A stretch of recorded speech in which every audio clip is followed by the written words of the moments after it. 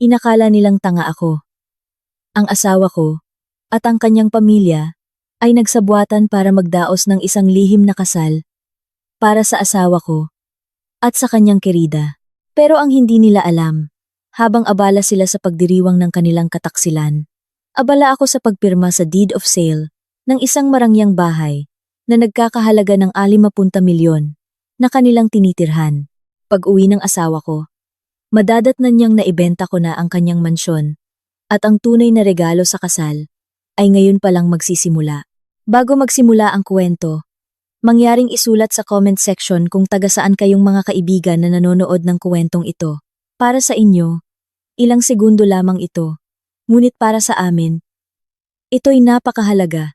Ang kalangitan sa Maynila ay nagbago na at naging kulay matingkad na kahel nang sa wakas ay pinindot ni Sofia ang send button sa isang mahalagang email sa kanyang computer. Ang pinal na disenyo para sa proyekto ng kanyang pinakamalaking kliyente ngayong taon ay sa wakas ay natapos na. Isang pakiramdam ng ginhawa ang gumapang sa kanyang naninigas na likod. Sumandal siya sa kanyang upuan sa opisina. Minasahe ang kanyang sentido, na bahagyang kumikirot. 6:00 na ng gabi. Walang tigil siyang nagtrabaho, mula pa kaninang umaga. Tanging paghinto para sa tanghalian ang naging pahinga niya.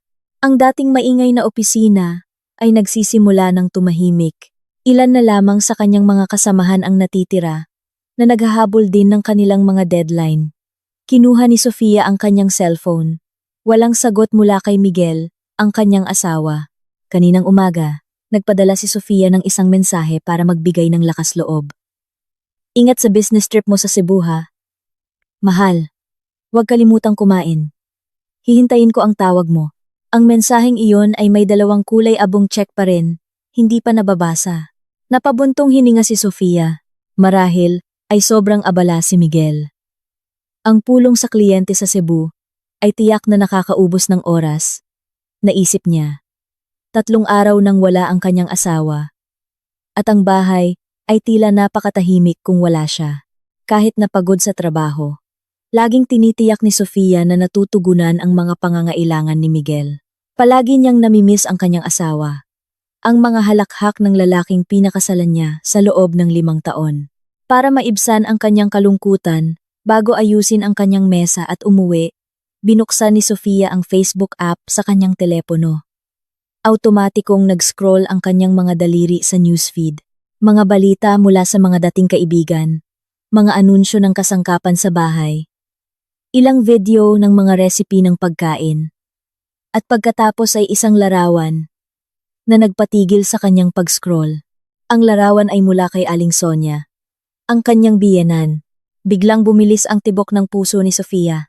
Hindi dahil sa masamang kutob, kundi dahil ang larawan ay napakaagaw pansin. Ito ay isang larawan ng kasal. Sa larawan, ang kanyang asawang si Miguel ay nakatayo ng buong kisig. Suot ang isang puting pangkasal na barong.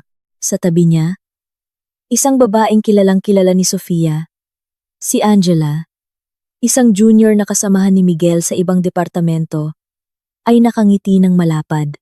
Si Angela ay nakasuot ng katugmang damit pangkasal, kumpleto sa makapal na makeup, pareho nilang hawak ang isang marriage certificate. Ang mas nakakagulat ay ang mga taong nakapaligid sa kanila. Nandoon si Aling Sonia, nakatayo mismo sa tabi ni Miguel. Buong pagmamalaking niyayakap ang kanyang anak. Nandoon din ang kapatid ni Miguel. At ang mga tiyahin at tiyuhin mula sa pamilya ni Miguel. Lahat sila ay masayang nakangiti sa kamera. Nakapose sa isang silid na pinalamutian ng mga sariwang bulaklak. Nagsimulang manginig ang mga kamay ni Sofia. Mali ito. Siguro luma itong larawan. Siguro isang simpleng selebrasyon lang ito. Pero ang suot nila ay damit pangkasal. Binasa ni Sofia ang caption ng larawan na isinulat ni Aling Sonia.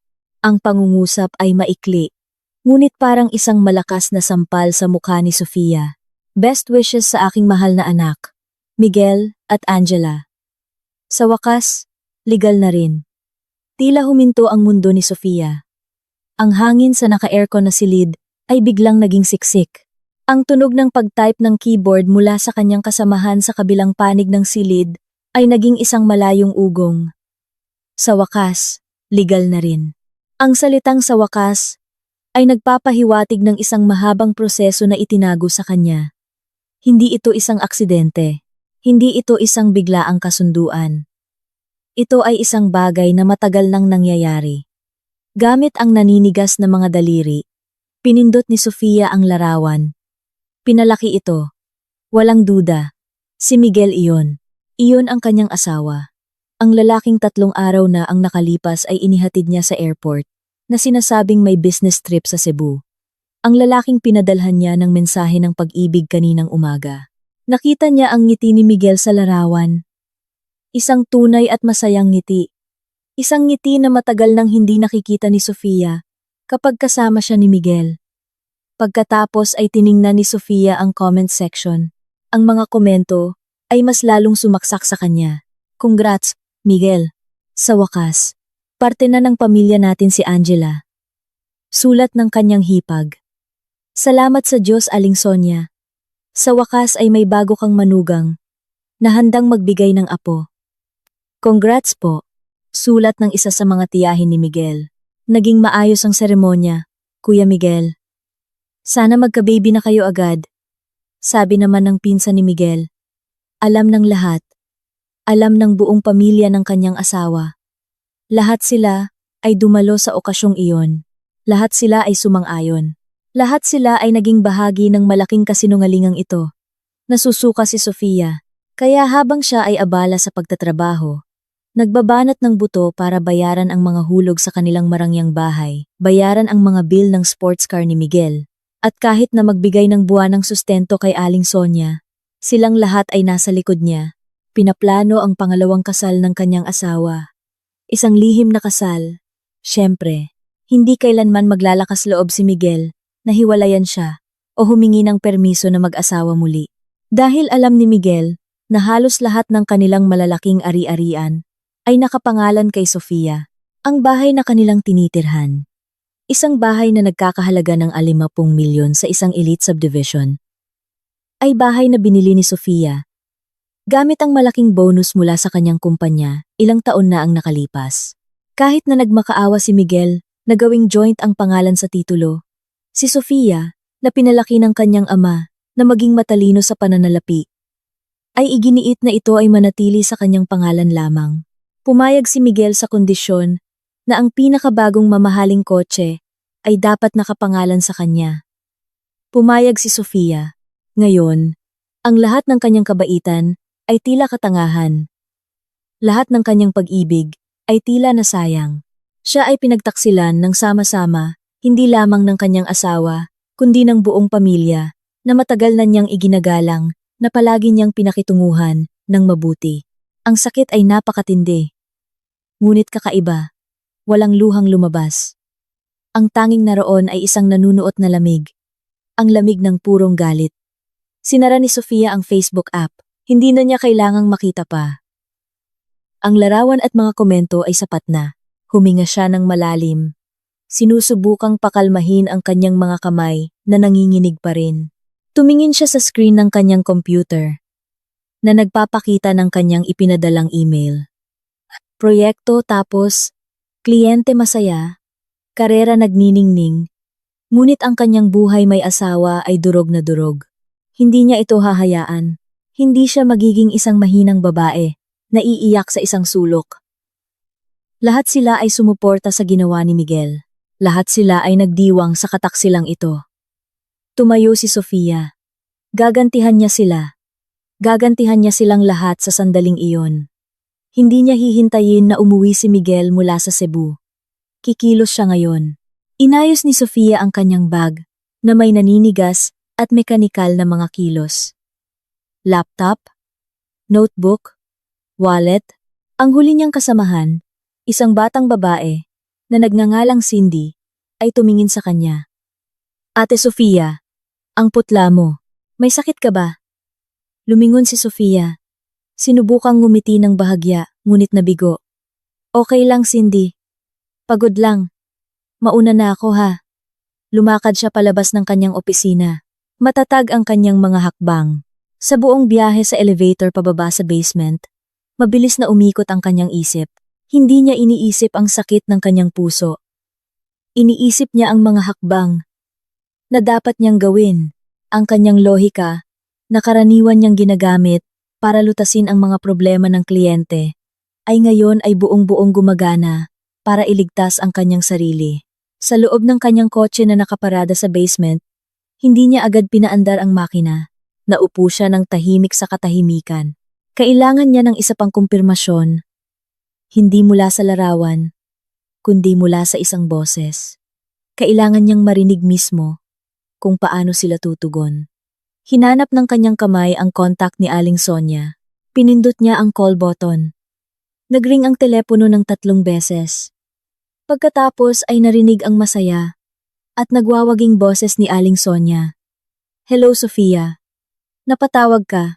Nag-overtime ka na naman ba? Ang boses ni Sofia ay patag, malamig at walang emosyon. Hello po. Nay, nasaan po kayo?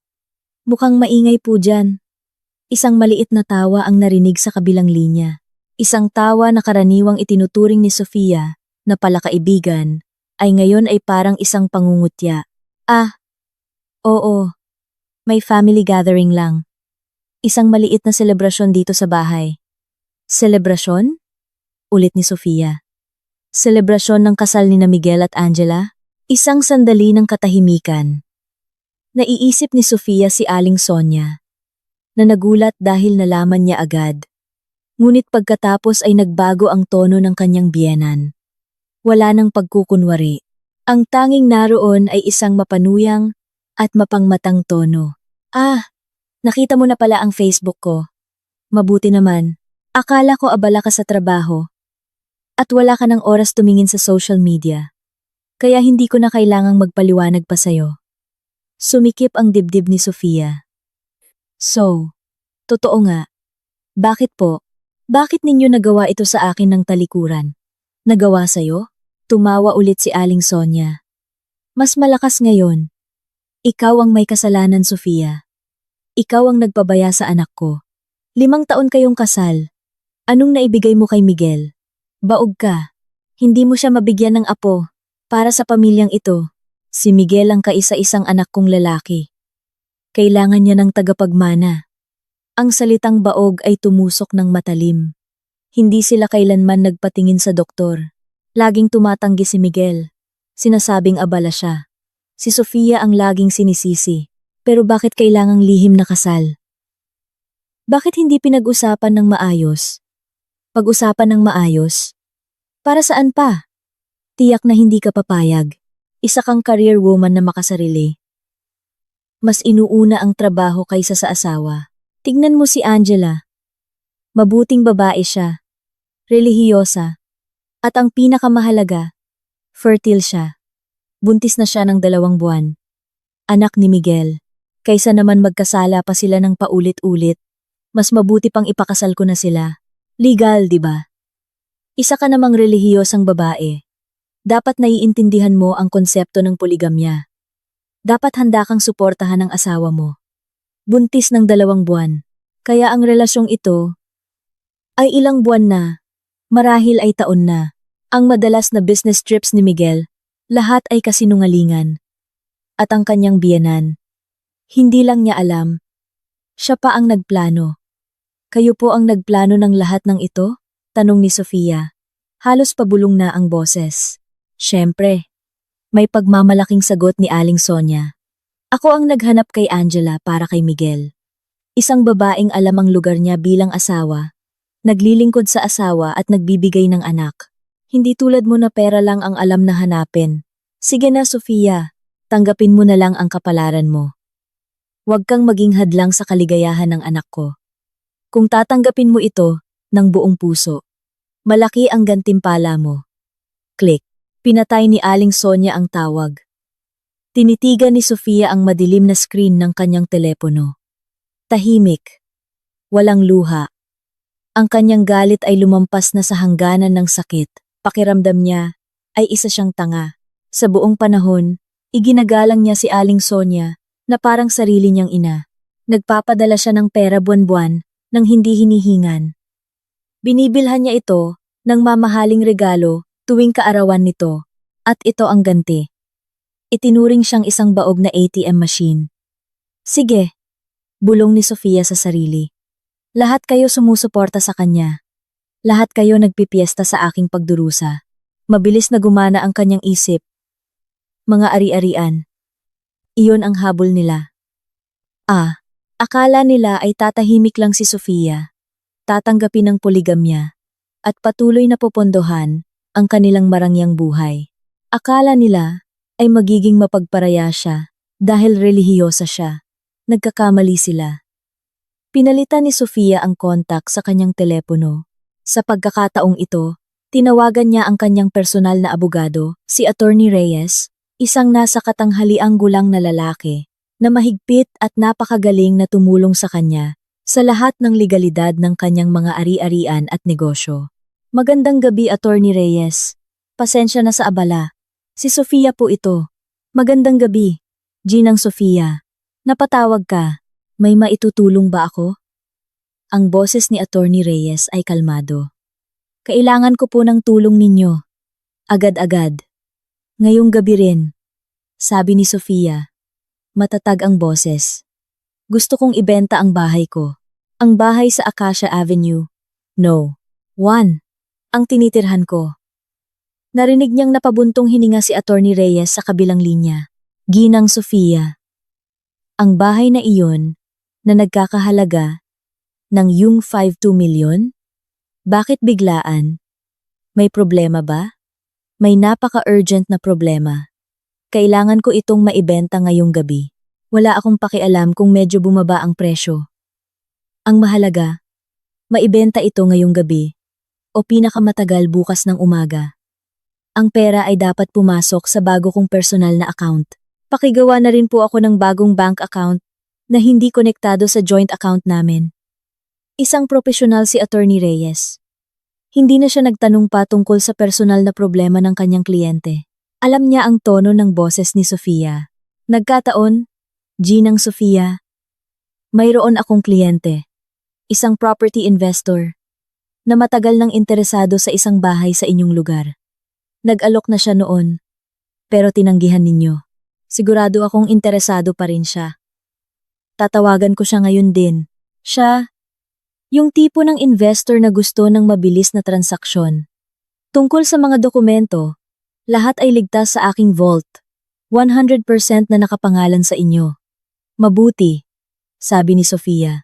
Asikasuhin niyo na po lahat ng papeles. Pupunta ako sa opisina ninyo ngayon para pirmahan ang anumang kailangan. At isa pa po, attorney. Ano po iyon, Ginang Sofia? Pakihanda na rin po ang divorce petition para sa asawa kong si Miguel, na may pinakamabigat na mga paratang. Pero wag po munang isampa. Hintayin niyo ang utos ko. Sige, Ginang Sofia. Ihahanda ko ang lahat.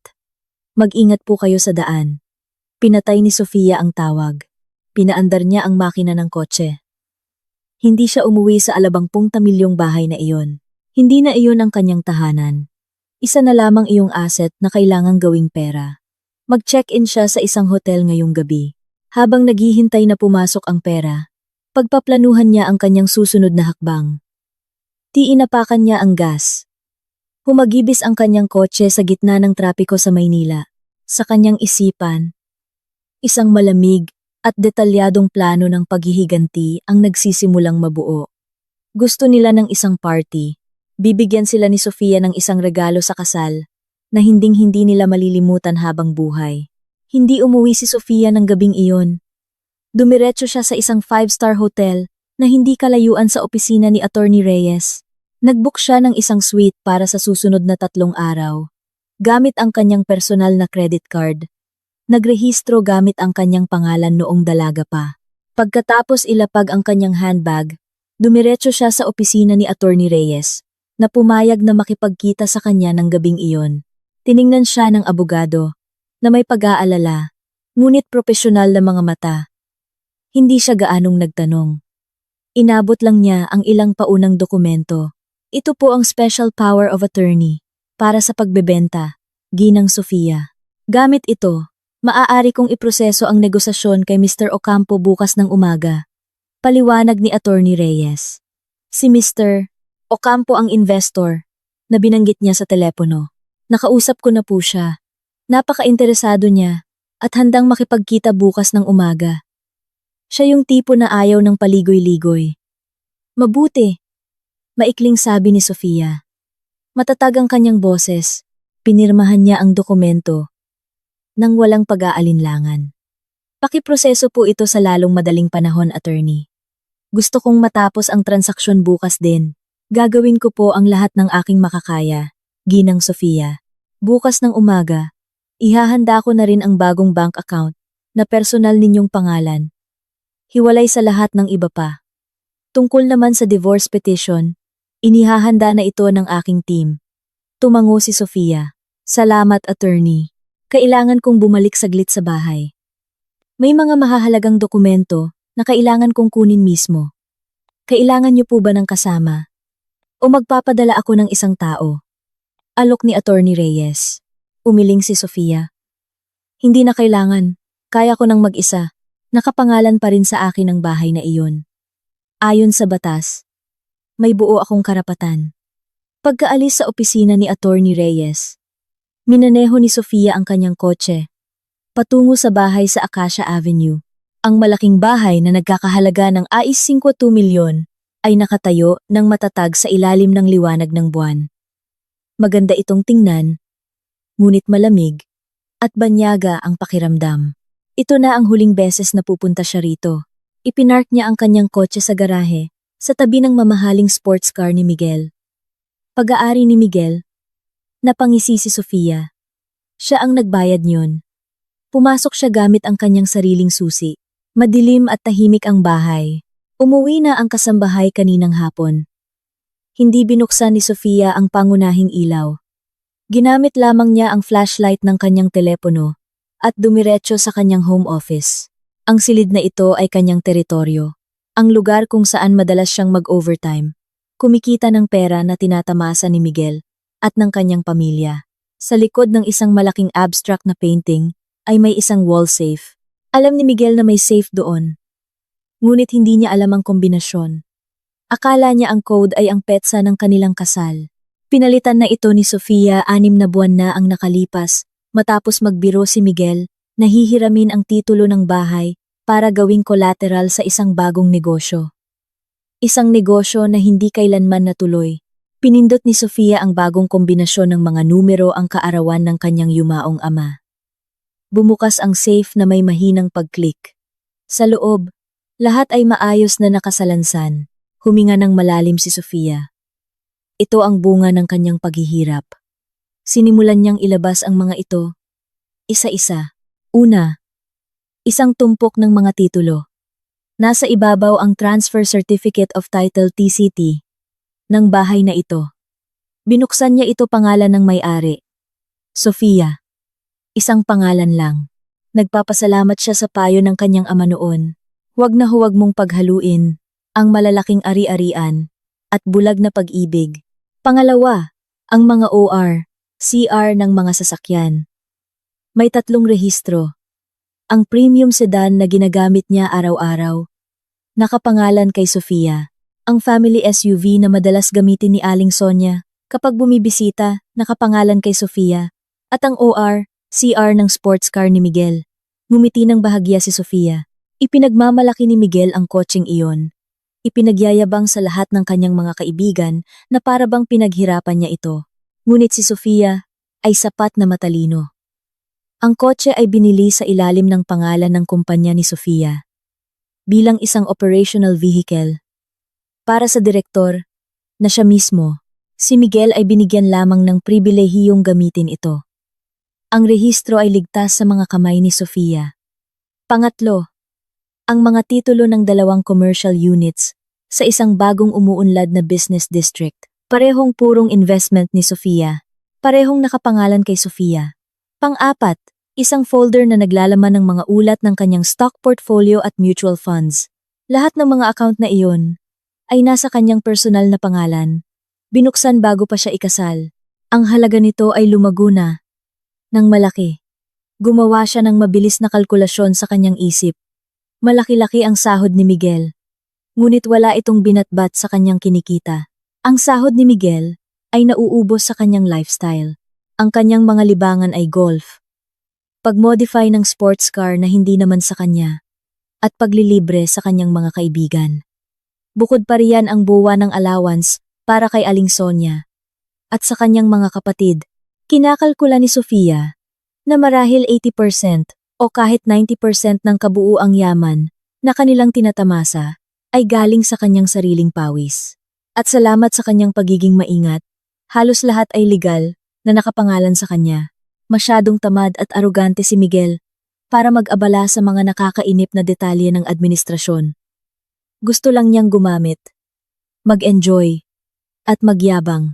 Nang isasara na ni Sofia ang safe, napansin ng kanyang mga mata ang isang bagong asul na folder sa pinakalikod.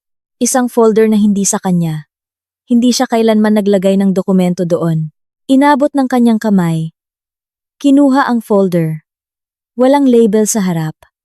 Binuksan niya ito. Tila huminto ang pagtibok ng kanyang puso. Ito ay isang kopya ng isang life insurance policy. Dahan-dahan niyang binasa. Pangalan ng insured. Sofia. Halaga ng insurance ay 5 milyon. Petsa ng pag-issue ng policy. 3 buwan na ang nakalipas. 3 buwan iyon. Ay halos kasabay ng kumpirmasyon ng pagbubuntis ni Angela. Naisip ni Sofia. Pagkatapos ay binasa niya ang pinakamahalagang bahagi, ang pangalan ng beneficiary. Huminto ang kanyang puso sa isang segundo. Nakasulat doon, Angela, na may paliwanag sa ibaba. Fiancé. Naniga si Sofia. Ang lahat ng dugo sa kanyang katawan ay tila nanlamig. Hindi na lamang ito simpleng pangangaliwa. Hindi na lamang ito lihim na pag-aasawa. Hindi na lamang ito tungkol sa pera. Ito ay isang plano ng pagpatay. Hindi lang nila gusto ang kanyang yaman. Gusto nila ang kanyang yaman at ang kanyang buhay. Ang 50 milyon ay mapupunta kay Angela, ang fiancé. Kung mamamatay si Sofia, ang lihim na kasal ay paunang hakbang lamang. Ang pagbubuntis ni Angela ang nagtulak dito. Ang mga salita ni Aling Sonia, baog ka, ay biglang nagkaroon ng mas nakakatakot na kahulugan. Marahil hindi lang iyon isang insulto. Iyon ay isang pagbibigay katwiran. Isang dahilan kung bakit karapat-dapat siyang alisin. Napaupo si Sofia sa malamig na sahig ng kanyang opisina. Ang sakit ng puso dahil sa kataksilan ay napalitan na ngayon ng tunay na takot. Na pagkatapos ay naging isang nagyayelong galit. Gusto nilang patayin siya, si Miguel. Ang lalaking minahal niya, nakasama niya sa iisang kama, ay pinaplano ang kanyang kamatayan, kasama ang kerida nito. Hindi niya sila bibigyan ng pagkakataong iyon. Gamit ang nanginginig na kamay, inilagay ni Sofia ang insurance policy sa kanyang bag. Ito ay ebidensya. Pagkatapos ay tumayo siya.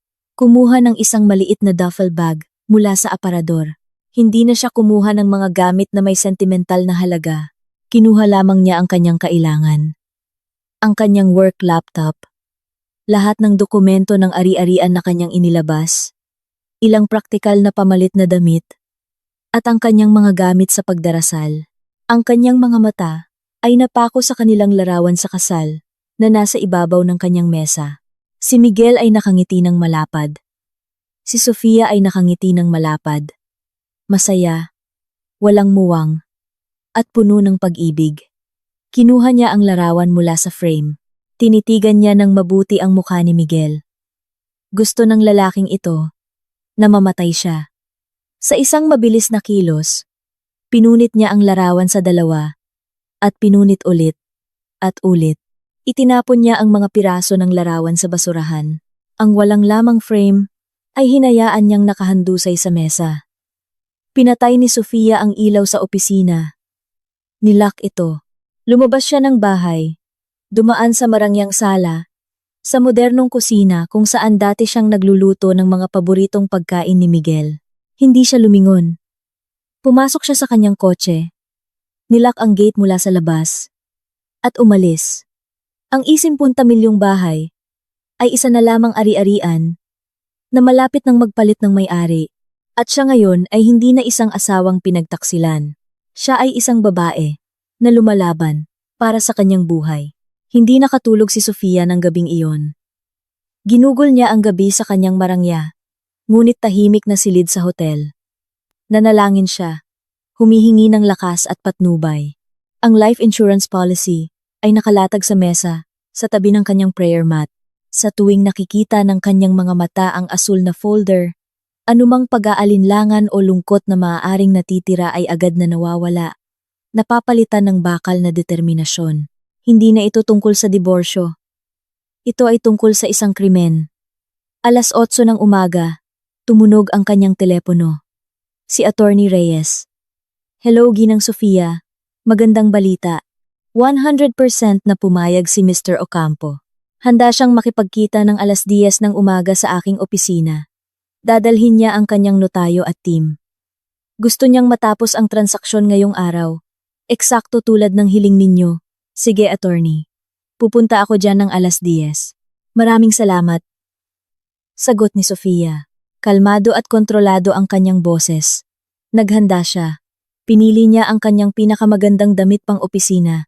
Isang itim na blazer, na tamang-tama sa katawan. Ipinares sa isang malinis na puting blusa, at isang eleganteng kulay abo na hijab. Manipis lang ang kanyang make-up. Sapat lang para takpan ang mga bakas ng gabing walang tulog. Nang tumingin siya sa salamin, ang nakita niya ay hindi ang sawi na si Sofia. Ito si Sofia, ang direktor.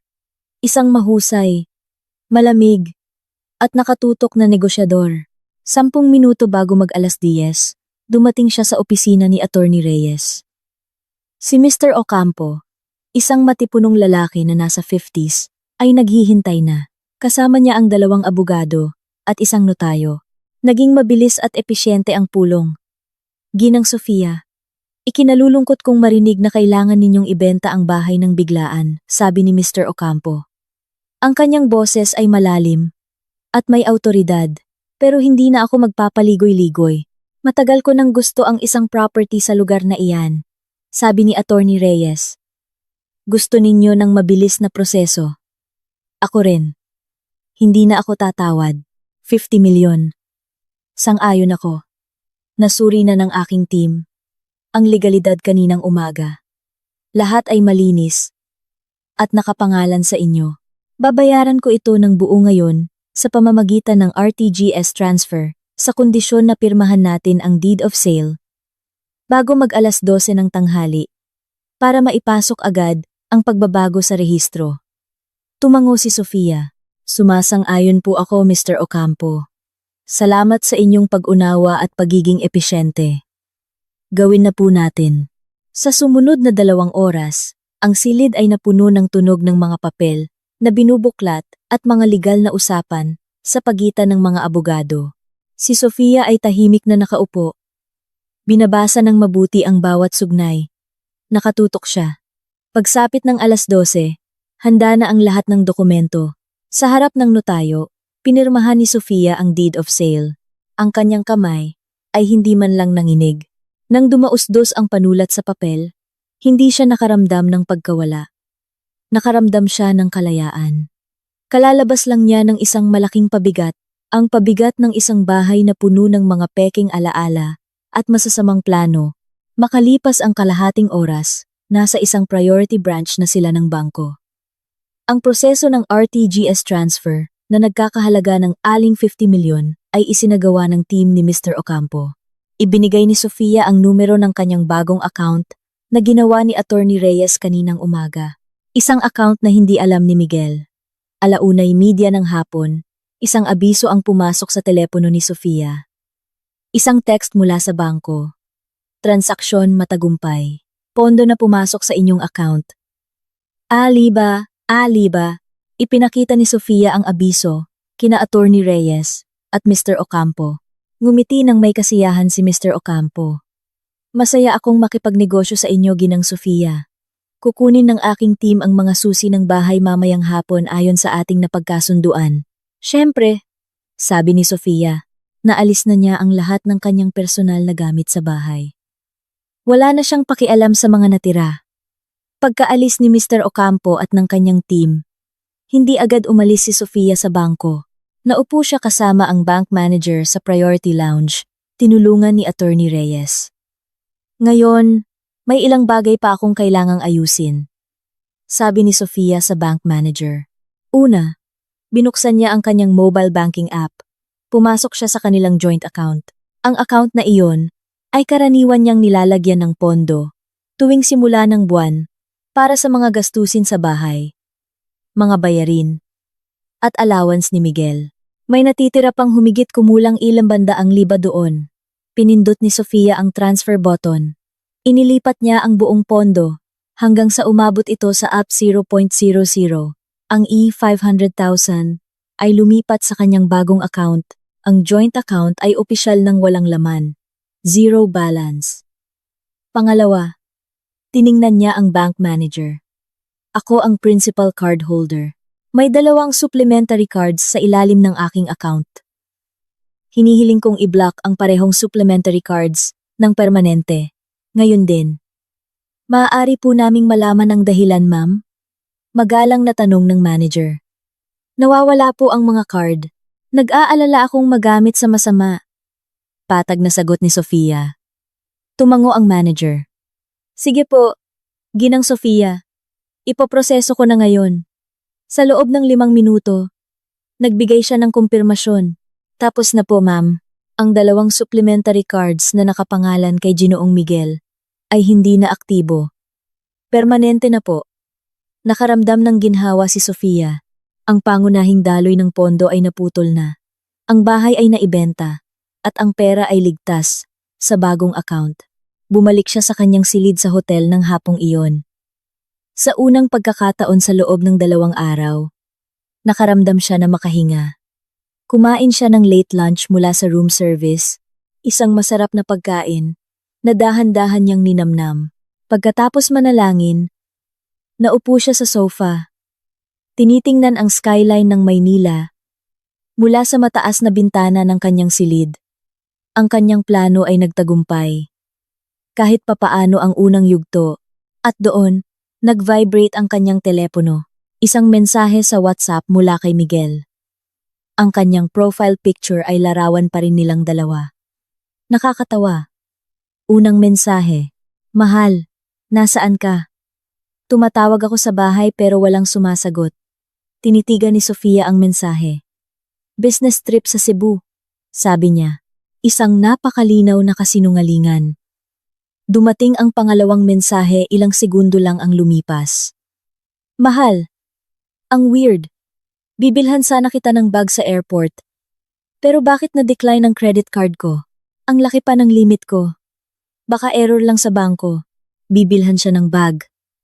Natawa si Sofia ng mahina. Isang malamig na tawa, na walang katatawanan. Alam niya ang kasinungalingang iyon. Malamang, ay binibilhan niya ng bag si Angela. Hinayaan ni Sofia na manatiling may blue check ang mensahe sa loob ng 10 minuto. Hayaan siyang magpanik ng kaunti. Nagpadala ulit si Miguel ng mensahe. Mahal, nabasa mo 'di ba? Bakit hindi ka sumasagot? Na-decline talaga ang card ko. Nakakahiya. Sa wakas ay nag-type si Sofia ng kanyang sagot. Ang kanyang mga daliri ay kalmadong sumayaw sa screen. Baka ubos na ang limit mo, mahal. Mabilis na dumating ang sagot ni Miguel. Imposible. Kakabayad mo lang ng bill. Pakicheck mo nga. Gagamitin ko. Ngumiti si Sofia. Nag-type siya ng kanyang huling mensahe para sa lalaking iyon. Umuwi ka na lang agad, mahal. May malaki akong sorpresa para sa'yo. Isang sorpresa para sa'yo. At kay Angela. Ipinadala niya ang mensahe. Nang hindi na naghintay ng sagot, agad niyang blinok ang numero ni Miguel. Blinok din niya ang numero ni Aling Sonia. At ng lahat ng pamilya ni Miguel na kilala niya. Wala nang komunikasyon. Aksyon na lang. Ang ikalawang yugto ay magsisimula bukas. Pagkuha sa mga ari-arian ng kumpanya at paghahanda ng ebidensya ng pandarambong na kanyang pinaghihinalaan. Ngayon pa lang nagsisimula ang laro. Kinabukasan, Biyernes ng umaga, nagising si Sofia sa kanyang silid sa hotel na may malinaw na isipan. Hindi na niya nararamdaman na biktima siya. Isa siyang strategist na nag-aayos ng plano para sa isang digmaan. Pagkatapos manalangin at mag-agahan, nagpalit siya ng damit. Ngayon, ay hindi siya nagsusuot ng blazer na karaniwan niyang suot kapag nakikipagkita sa mga kliyente. Nagsusuot siya ng medyo mas kaswal, ngunit profesional pa ring damit. Kailangan niyang pumunta sa opisina ng kanyang subsidiary company, ang opisina kung saan nagtatrabaho si Miguel. Ang opisina na hindi alam ng marami na pag-aari niya. Ang kumpanyang iyon, isang design and construction firm, ay sinadya niyang itatag 3 taon na ang nakalipas. Inilagay niya si Miguel doon bilang operations manager. Binigyan siya ng malaking sahod at awtoridad. Iyon ang kanyang pagkakamali. Gusto niyang maramdaman ng kanyang asawa na siya ay ipinagmamalaki at matagumpay, na hindi siya nasa ilalim ng anino ng tagumpay ni Sofia. Binigyan niya si Miguel ng entablado, ngunit ginamit pa ito ni Miguel para saksakin siya sa likod. Sinadya ni Sofia na hindi ilagay ang kanyang sarili bilang CEO sa kumpanyang iyon ng hayagan. Ang kanyang pangalan ay nasa mga papeles ng pagpapatayo bilang may-ari ng mayoriyang bahagi, 90%. Ngunit ang itinalaga niyang CEO ay ang kanyang matagal nang pinagkakatiwalaan, si Mr. Hernandez. Si Mr. Hernandez ang namamahala sa malalaking administratibong gawain habang si Miguel ang namamahala sa pang-araw-araw na operasyon. At ang namamahala sa pananalapi ay si Mr. Cruz, isang senior accountant na 100% ang katapatan kay Sofia. Hindi tinawagan ni Sofia si Mr. Hernandez. Nagpa siya siyang pumunta ng direkta. Ang sorpresa ay isang mahalagang elemento. Dumating siya sa modernong lobby ng opisina ng 9:00 ng umaga. Isang batang receptionist ang tumingin sa kanya. "Magandang umaga po. May maitutulong po ba ako? May appointment po ba kayo kanino?" "Gusto kong makipagkita kay Mr. Hernandez." "Sabihin mo si Sofia." "Paumanhin po, Ma'am Sofia." "Sinong Sofia po? May appointment po ba kayo?" Ngumiti ng bahagya si Sofia. "Sabihin mo lang, Sofia, emergency." Maiintindihan niya. Nag-aalangang tumawag ang receptionist. Ilang segundo lang ang lumipas. Nanlaki ang kanyang mga mata. "Sige po, ma'am. Dumiretso na po kayo sa 5th floor. Hihintayin po kayo ni Mr. Hernandez sa harap ng elevator." Tama nga. Nang bumukas ang pinto ng elevator sa 5th floor, nakatayo na roon si Mr. Hernandez na may maputla at tensyonadong mukha. Siya ay isang lalaki na nasa huling bahagi ng kanyang 40s. "Ginang Sofia, napadalaw po kayo. Ano po ang nangyari? May problema po ba?" "May malaking problema, Mr. Hernandez. At kailangan ko ang tulong ninyo," sabi ni Sofia habang nilalakad siya. "Pumunta tayo sa opisina ninyo. Ilak ninyo ang pinto." Sa loob ng maayos na opisina ng finance head, naupo si Sofia sa tapat ni Mr. Hernandez. Hindi siya nagsayang ng oras. "Mr. Hernandez, pasensya na sa biglaang pagdating. Kailangan kong kunin ang lahat ng financial data ni Ginoong Miguel. Sa nakalipas na 6 na buwan, lahat ng gastos, lahat ng cash advance, lahat ng invoice na inaprobahan niya, ngayon din." Ang mukha ni Mr. Cruz, na ipinatawag din, ay lalong naging tensyonado. Alam niyang hindi ito isang ordinaryong pagbisita. "Sige po, ma'am." Siyempre, agad siyang lumipat sa kanyang computer. Ang kanyang mga daliri ay mabilis na gumalaw sa keyboard. "May partikular po bang gastos na hinahanap ninyo, ma'am?" "Lahat. Mula sa mga gastos sa business trip, gastos sa client representation, hanggang sa lahat ng bayad sa mga bagong supplier." Sinimulang buksan ni Mr. Cruz ang mga file isa-isa. "Ito po, ma'am. Medyo marami ang business trip ni Ginoong Miguel. 3 araw na ang nakalipas. Sa Cebu. Ticket sa eroplano, 5-star hotel, gastos para sa client entertainment." "Stop!" sabi ni Sofia. "Ang biyahe sa Cebu. Gusto kong makita ang mga detalye." Binuksan ni Mr. Cruz ang mga kalakip. Tama nga, ticket sa eroplano, bill ng hotel, lahat ay binayaran ng kumpanya. "Ito po ang report, ma'am," sabi ni Mr. Cruz. Inilabas ni Sofia ang kanyang telepono. Binuksan niya ang kanyang chat history kay Miguel. Ipinakita niya ang screen kay Mr. Cruz. "Basahin niyo po ito." Binasa ni Mr. Cruz ang mensahe ni Miguel 1 buwan na ang nakalipas. Mahal. Kailangan ko ng 30,000. May mahalagang business trip sa Cebu. Pero gipit ang budget ng opisina. Kailangan kong abonohan muna. Pagkatapos ay ipinakita ni Sofia ang patunay ng transfer mula sa kanyang personal na account patungo sa account ni Miguel na nagkakahalaga ng 30,000. Ako ang nag-transfer. Malamig na sabi ni Sofia. At ito, binayaran din ng kumpanya.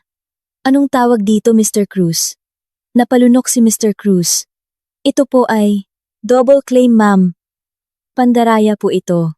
Nagsisimula pa lang tayo, sabi ni Sofia. Magpatuloy ka.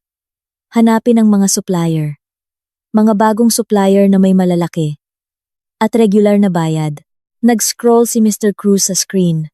Huminto siya sa isang pangalan. Ito po, ma'am. Starlight Designs Consultancy. Bayad para sa mga serbisyo ng design consultation. Ang nakapagtataka, 6 na buwan pa lang ito, pero napakalaki ng mga bayad. Bawat buwan, humihingi si Ginoong Miguel ng 2 transfer. Bawat isa ay E50,000 hanggang E100,000. Ang kabuuan. Diyos ko, ang kabuuan ay umabot na sa 4.2 milyon, ma'am. Sino ang may-ari ng kumpanyang iyan? Mayroon bang mga ulat ng trabaho? May kontrata ba? Mukhang nalilito si Mr. Cruz. Iyon po ang problema, ma'am. Laging sinasabi ni Ginoong Miguel na ito ay isang espesyal na supplier. Siya ang direktang namamahala sa kontrata. Ang mga bayad ay laging hinihiling ng biglaan. At siya ang pumipirma sa pag-apruba. Pagkatapos ay inuutusan akong mag-transfer kaagad. Sabi niya, para daw ito sa isang lihim na proyekto. Lihim na proyekto? Bulong ni Sofia. Agad niyang tinawagan, si Attorney Reyes. Attorney, pakicheck po ang pangalan ng isang kumpanya, Starlight Designs Consultancy. Isesend ko ang TIN. Kailangan ko ang pangalan ng may-ari. Agad-agad.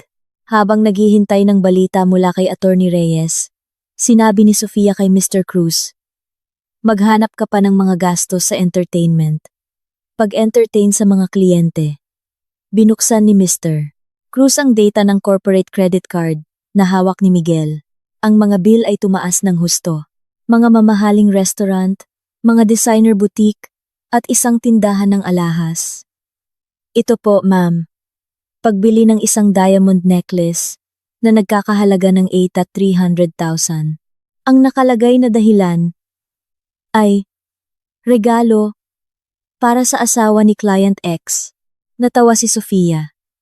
Isang napakapait na tawa. Naalala niya 3 buwan na.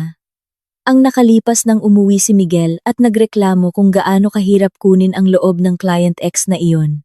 Hindi kailanman nakatanggap si Sofia ng diamond necklace. Tumunog ang telepono ni Sofia, si Attorney Reyes. Nakuha ko na po ang data, ginang Sofia. Ang Starlight Designs Consultancy ay nairehistro. 3 buwan na ang nakalipas. Ang address ay tila isang peking address ng isang commercial unit at ang pangalan ng may-ari, ang direktor, ay si Angela Cruz. Angela, bulong ni Sofia. Tama po, ma'am. Angela Cruz. Ang bank account ng kumpanya ay nakapangalan din sa kanya. Pinatay ni Sofia ang tawag.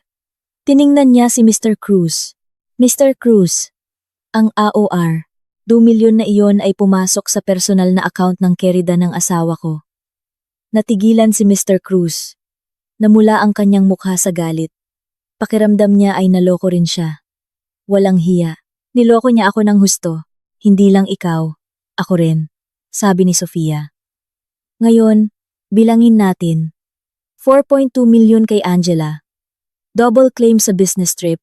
Sabihin na nating dala 800,000 sa loob ng 6 na buwan.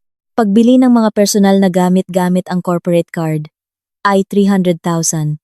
Ang kabuuan ay umabot na sa 5.3 milyon. Perpektong pandarambong sa pondo ng kumpanya. Tumayo si Sofia.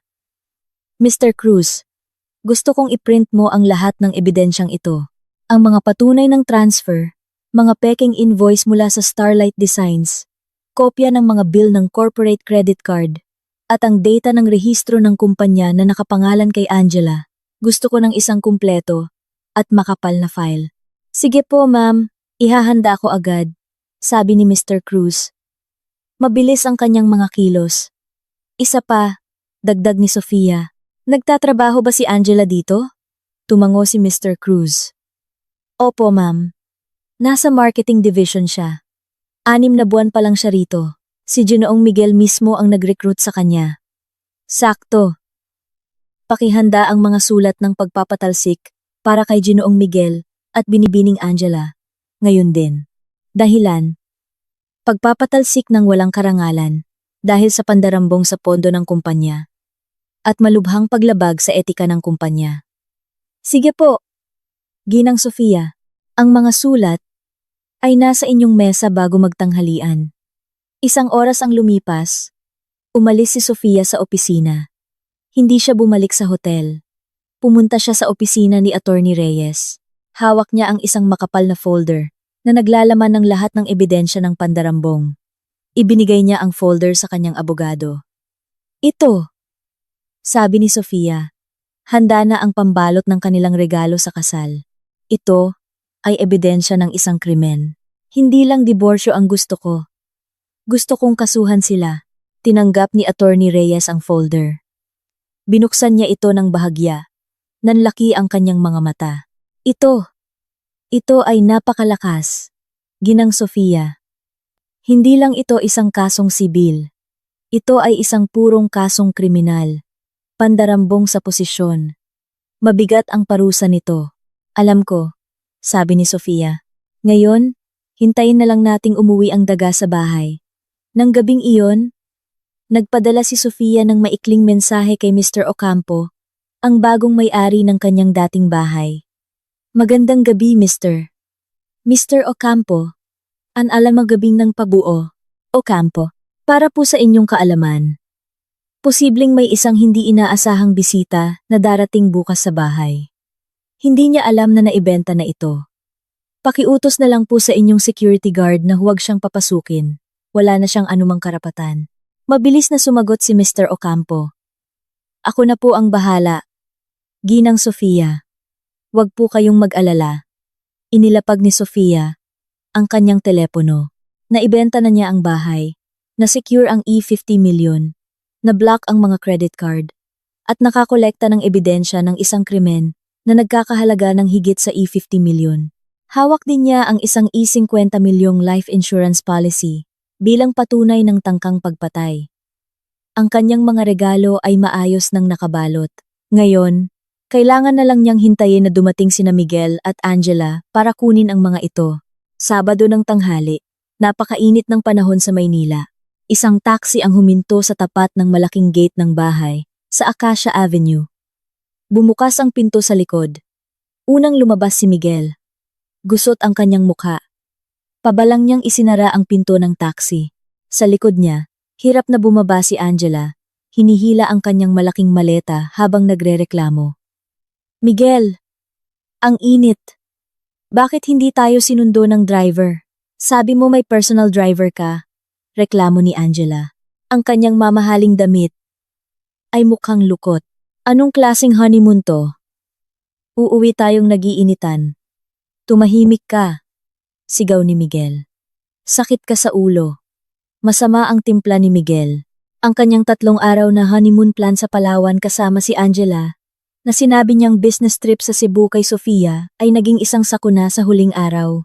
Ang kanyang corporate credit card ay na-decline nang babayaran na niya ang hotel bill. Ang kanyang personal na credit card na laging binabayaran ni Sofia ay na-decline din. Napilitan siyang ubusin ang lahat ng natitirang cash sa kanyang wallet at ang ipon ni Angela para bayaran ang bill. Kinailangan nilang umuwi sakay ng taxi mula sa airport. Nakakahiya. At si Sofia, ang kanyang asawa, ay kakaiba talaga. Nagpadala ng mensahe tungkol sa isang sorpresa, tapos hindi na makontak ang numero. Ang numero ni Aling Sonia at ng kanyang pamilya ay na-block din. Napabuntong hininga si Miguel. Malamang nagtatampo lang si Sofia. Lalambot din iyon pag uwi niya. Inihanda na niya ang sarili para harapin ang galit ni Sofia. Sasabihin niya, napilitan lang ako. Buntis si Angela. Kailangan mong tanggapin. Naglakad siya patungo sa gate. Kinuha ang remote sa kanyang bulsa. Pinindot niya ito. Walang reaksyon. Nanatiling sarado ang gate. Pinindot niya ulit ng paulit-ulit. Tahimik pa rin. Sira! Patay ang remote! Bulong ni Miguel. Sinipa niya ang bakal na gate. Security! Buksan mo ang gate! Sigaw niya. Sumilong si Angela sa ilalim ng isang maliit na puno. Pinapaypayan ang kanyang mukha. Miguel, ang tagal naman. Ayokong maghintay dito sa labas. Nakakahiya sa mga tao. Naglakad si Miguel patungo sa guardhouse. Ngunit nagulat siya. Ang guwardiya na nagbabantay ay hindi si Mang Lito na dati niyang inuutusan. Bago itong tao, matipuno at seryoso ang mukha. Buksan mo ang gate, sira ang remote ko. Utos ni Miguel na may kayabangan. Tumayo ang guwardiya. Paumanhin po, sir. Sino po ang hinahanap ninyo? Nanlaki ang mga mata ni Miguel. Sino ang hinahanap? Bahay ko to. Bago ka bang guwardiya? Buksan mo na ang gate. Paumanhin po ulit, sir. Sabi ng guwardiya.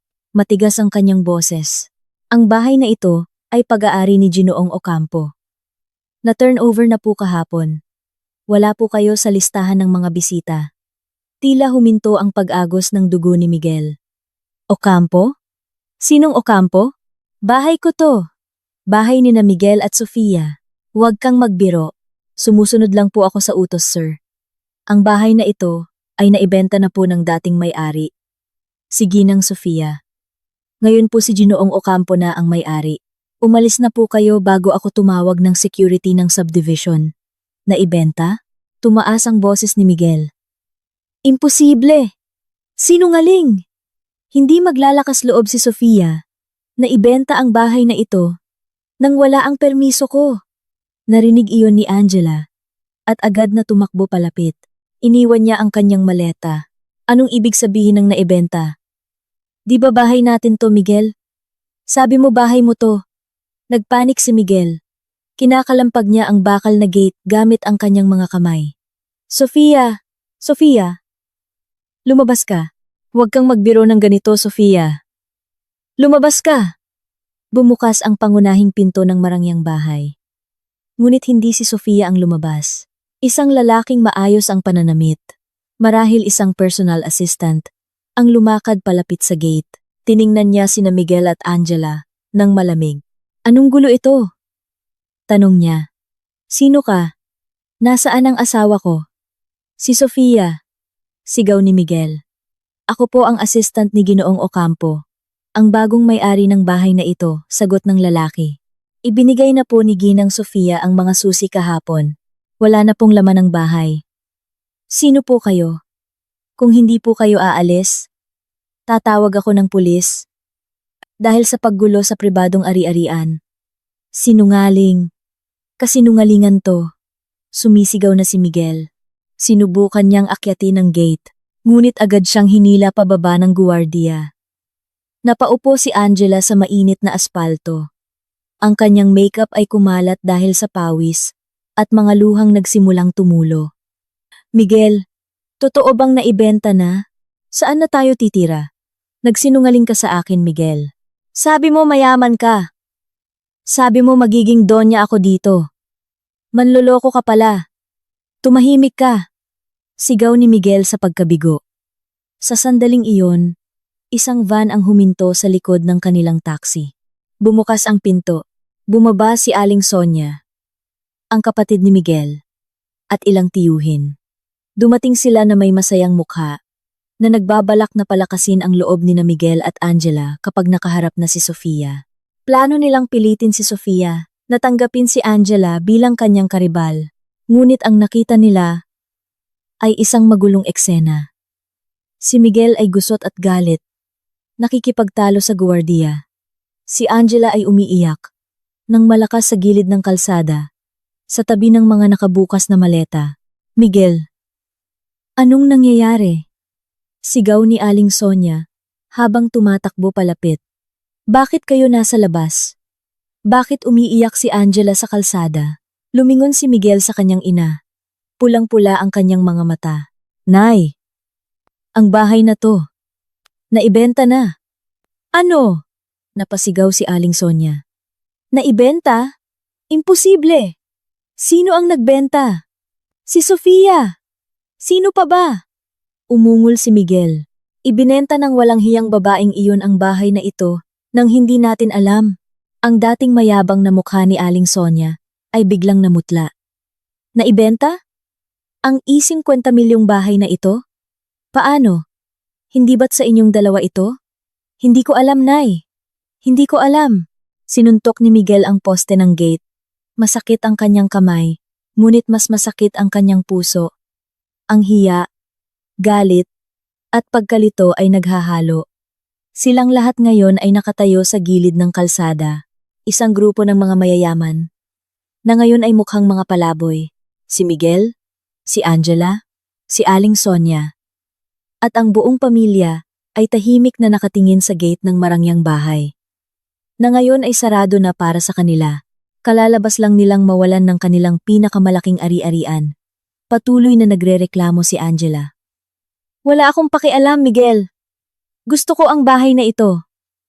Kailangan mong palitan ito. Buntis ako. Anak mo to. Ayokong maghirap. Tumahimik ka. Pwede bang tumahimik ka? Sigaw ni Aling Sonia kay Angela. Kasalanan mo tong lahat. Kung hindi ka nabuntis, hindi kailangang magmadali si Miguel na pakasalan ka. Kaya nagalit si Sofia. Aba, bakit ako ang sinisisi nyo? Kayo rin naman ang sumuporta. Kayo ang nagsabing baog si Sofia. Ganti ni Angela. Ayaw magpatalo. Sa gitna ng kaguluhan, napaupo si Miguel ng matamlay sa gilid ng kalsada sa tabi ni Angela. Hawak niya ang kanyang ulo na parang sasabog. Wala na. Nawala na ang kanyang bahay. Wala siyang pera. Nakablock ang mga credit card. At ngayon ay kasama niya ang isang hysterical na bagong asawa at isang ina na sinisisi siya. Ang hindi niya alam, ito ay simula pa lamang ng kanyang bangungot. Ang salitang histerya ay masyadong simple para ilarawan ang eksena sa harap ng bahay sa Acacia Avenue ng tanghaling iyon. Si Aling Sonia, na dumating na may taas noo at puno ng tagumpay, ay ngayon ay nakaupo ng matamlay sa mainit na semento. Maputla ang kanyang mukha at ang kanyang bibig ay bumubulong-bulong. Wala na lahat. Ang 150 milyong bahay. Si Angela, sa kabilang banda, ay mula sa pag-iyak, na parang bata, ay naging isang ganap na pagsabog. Tumayo siya, at sinipa ang maleta ni Miguel. Manloloko. Sabi mo mayaman ka. Sabi mo magiging donya ako. Ito pala, pinalayas tayo sa sarili nating bahay. Wala ka palang sariling bahay. Miguel, niloko mo ako. Tumahimik ka. Sigaw ni Aling Sonia. Biglang bumalik ang lakas. Tumayo siya at itinuro ang mukha ni Angela. Kasalanan mo tong lahat, babaeng Makati.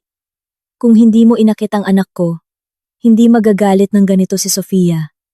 Malas ka. Bakit ako ang sinisisi nyo? Sumigaw pabalik si Angela. Wala nang pakialam sa kanyang imahe. Kayo naman ang pinakamasigasig na ipareha ako kay Miguel. Kayo ang nagsabing baog si Sofia. Kayo ang nagsabing ako ang ideal na manugang dahil fertile ako. Ngayon, ako ang sinisisi nyo? Pare-pareho lang kayong mukhang pera. Walang hiya ka. Miguel, ipagtanggol mo naman ako. Hinila-hila ni Angela ang damit ni Miguel. Nakatayo siyang naninigas. Nakatingin sa saradong gate. Ang kanyang isip ay umiikot ng 1,000 milya kada oras. Ibinenta ni Sofia ang bahay.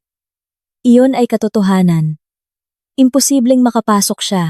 Ang guwardiya at ang assistant kanina ay mukhang seryoso. Kailangan niyang umalis dito. Nakakahiya. Ilang mga sasakyan ng kapitbahay na dumadaan ay bumabagal. Ang mga pasahero ay tumitingin ng may pag-uusisa. Nakakahiya ito. Siya si Miguel, nakilala bilang isang matagumpay na batang ehekutibo.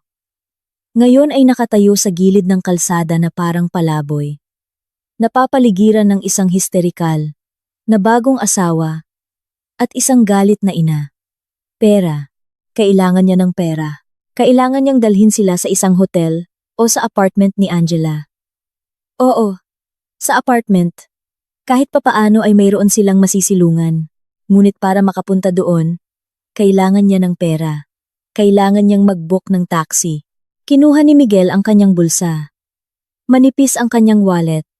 Ilang piraso na lang ng 1,000 piso ang natitira. Ang natirang cash na kinuha niya bago umalis para sa honeymoon. Hindi ito sapat para magbayad ng hotel. Kahit para sa taxi ay kulang. Naka-block ang kanyang mga credit card. Ibig sabihin, kumilos na si Sofia, ngunit mayroon pa silang joint account. Ang account na laging nilalagyan ni Sofia ng pondo para sa mga gastusin sa bahay. May natitira pang 11,000 doon. Naaalala niya, imposibleng maging ganoon katanga si Sofia na ubusin ang joint account. Pera nilang dalawa iyon. Gamit ang bahagyang nanginginig na kamay. Inilabas ni Miguel ang kanyang telepono. Binaliwala niya ang mga sigawan ni na Angela at Aling Sonia. Binuksan niya ang kanyang mobile banking app. Hinanap ang icon ng kanilang joint account. Inilagay niya ang kanyang password. Kumakabog ang kanyang dibdib.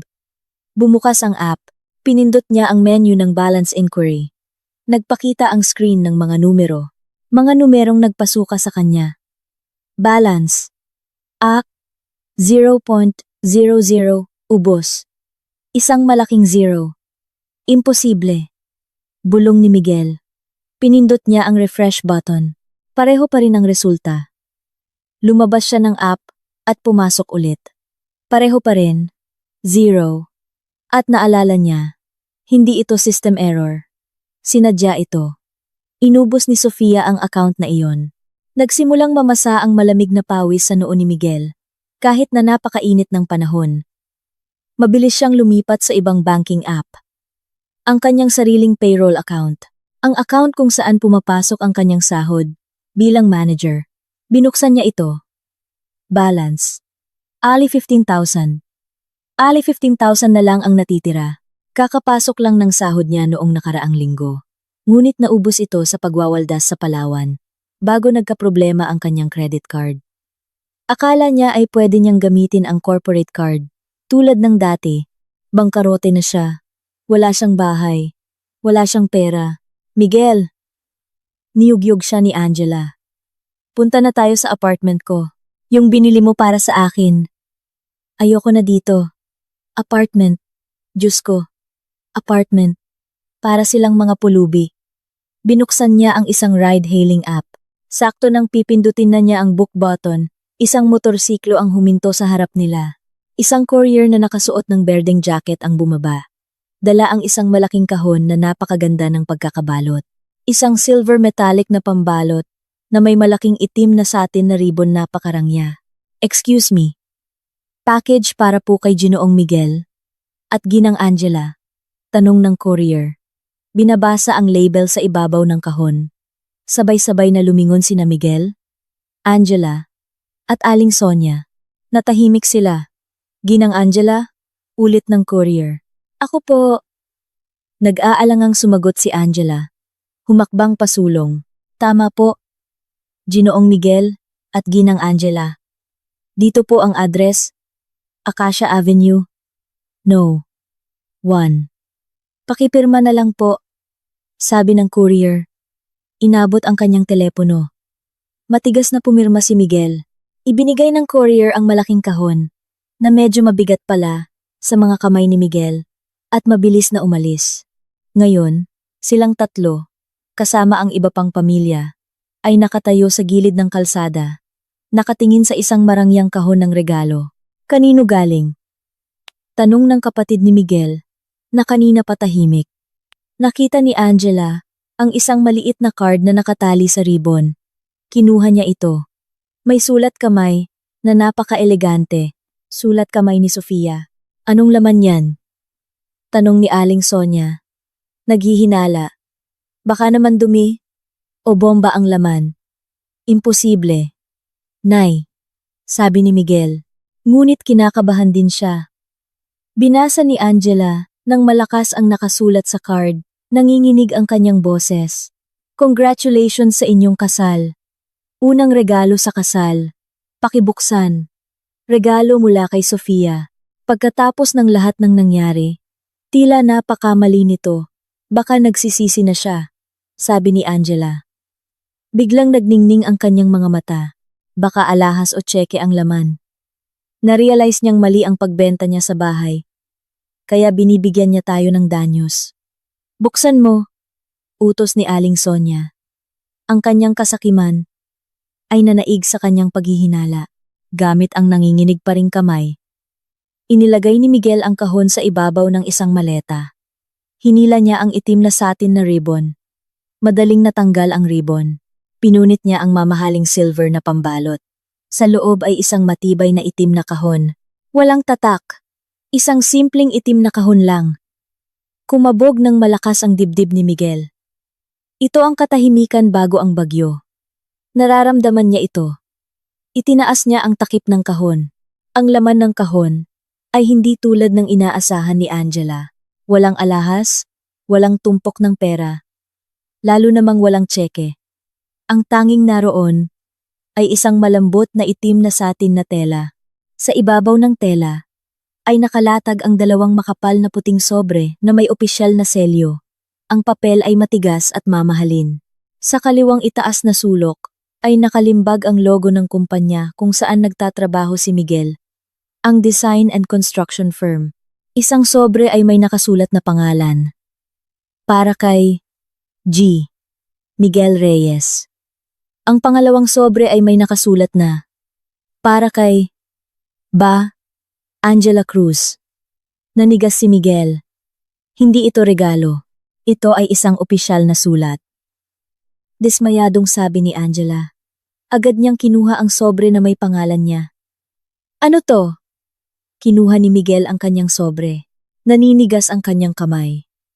Naramdaman niya ang mga titig ni Aling Sonia at ng buong pamilya na nakatuon sa kanya.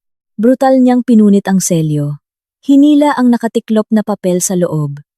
Ito ay isang sulat na may opisyal na letterhead ng kumpanya. Pinirmahan ng CEO, si Mr. Hernandez. Binasa ito ni Miguel. Mabilis na gumalaw ang kanyang mga mata sa bawat linya. Sulat ng pagpapatalsik termination with cause. Para kay G. Miguel Reyes, Operations Manager. Batay sa mga natuklasan ng internal audit at isinasaalang-alang ang malubhang paglabag sa etika at imoral na gawain na sumisira sa mabuting pangalan ng kumpanya. Tila piniga ang puso ni Miguel. Kaya, simula sa petsa ng sulat na ito, opisyal na pinuputol ng kumpanya ang ugnayan sa pagtatrabaho kay G. Reyes na may status na terminated with cause. Wala kang karapatan sa anumang separation pay, huling sahod, o anumang pasilidad mula sa kumpanya. Lahat ng pasilidad ng kumpanya, kabilang ang service vehicle, ay dapat ibalik sa loob ng 24 oras. Ang service vehicle ang sports car, na akala niya ay sa kanya. Tanggal, ako sa trabaho. Ang sigaw na iyon ay hindi mula kay Miguel. Iyon ay ang matinis na sigaw ni Angela. Tapos na rin siyang basahin ang kanyang sulat. Pareho ang nilalaman. Pagpapatalsik ng walang karangalan. Dahilan. Paglabag sa etika ng kumpanya. Pakikipag-ugnayan sa isang superior. At pagiging bahagi ng isang sabuatan na nakapinsala sa kumpanya. Tanggal ako, Miguel! Tanggal ako! Niyugyog ni Angela si Miguel. Ang sulat ay nahulog mula sa kanyang kamay at lumipad sa semento. Hindi makapagsalita si Miguel. Tinanggal siya sa kumpanyang tinulungan niyang pamahalaan. Paano? Si Mr. Hernandez? Anong ibig sabihin ng tanggal? Umunggol si Aling Sonia. Kinuha niya ang sulat mula sa kamay ni Miguel. Mabilis niya itong binasa. Nanlaki ang kanyang mga mata. Pagpapatalsik ng walang karangalan? Paano nangyari yon, Miguel? Manager ka doon, di ba? Importante ka doon. Hindi sumagot si Miguel. Nakatingin siyang blanko sa loob ng itim na kahon. May nakita siyang iba pa. Sa ilalim ng satin na tela na sumasalo sa dalawang sobre, may isa pang card. Isang maliit na kulay garing na card. Mas maliit kaysa sa greeting card kanina. Inabot niya ito gamit ang nanginginig na kamay. Sulat kamay ulit ni Sofia. Malinis, matatag, at malamig. Binasa muna niya ito sa kanyang isip. Oo nga pala. Pag-aari ko ang kumpanyang iyan. 90% ng shares ay nakapangalan sa akin. Sinusunod lang ni Mr. Hernandez ang utos ko. Katatanggal mo lang sa sarili mo mula sa ari-arian ko. Natumba si Miguel. Sumandal siya sa malamig na poste ng gate. Ang poste ng bahay na hindi na sa kanya. Pag-aari ni Sofia ang kumpanya. 90%. Alam niyang nag-invest si Sofia. Alam niyang si Sofia ang nagtatag nito. Ngunit hindi kailanman nakialam si Sofia. Hinayaan siyang maging malaya. Akala niya si Sofia ay isang tangang passive investor lang. Akala niya ang kumpanya ay sa kanya para kontrolin. Nagkamali siya. Sobrang mali. Si Sofia ang tunay na may-ari. Isa lang siyang empleyado. Isang empleyadong katatanggal lang sa trabaho. Miguel, anong ibig sabihin nito? Nakita ni Aling Sonia ang pagbabago sa mukha ni Miguel. Hindi na kinaya ni Miguel. Binasa niya ng malakas ang pangungusap sa card. Nanginginig ang kanyang boses dahil sa pinaghalong galit at matinding takot. Oo nga pala Miguel. Pag-aari ko ang kumpanyang iyan. 90% ng shares ay nakapangalan sa akin. Katatanggal mo lang sa sarili mo mula sa ari-arian ko. Isang ganap na katahimikan ang bumalot sa gilid ng kalsada sa loob ng 5 segundo. Pati si Angela ay huminto sa pag-iyak. Pagkatapos ay ipinagpatuloy ni Miguel ang pagbasa. Sa huling linya sa card. Pero, huwag kang mag-alala. Hindi pa dumarating ang pangunahing regalo. Blag, yun ang tunog ng katawan ni Aling Sonia na bumagsak sa semento. Hinimatay siya. Nakapikit ang kanyang mga mata. Ang kanyang mukha ay maputla na parang bangkay.